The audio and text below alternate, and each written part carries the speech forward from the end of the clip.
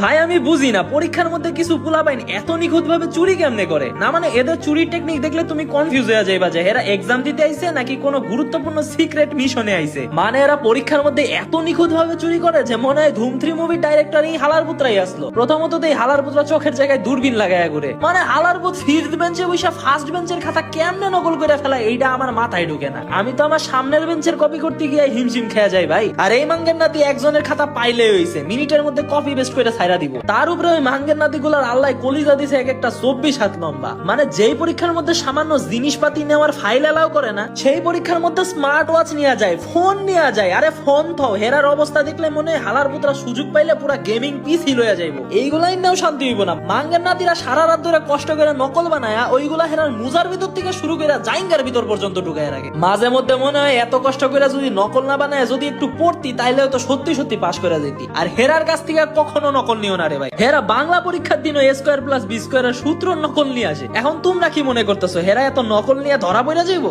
জীবন নেও না। হেরা পরীক্ষার মধ্যে এমন ভাবে যাইবো যে মনে হইব হেরার থেকে ব্রিলিয়ান্ট স্টুডেন্ট এই ক্লাসে নাই।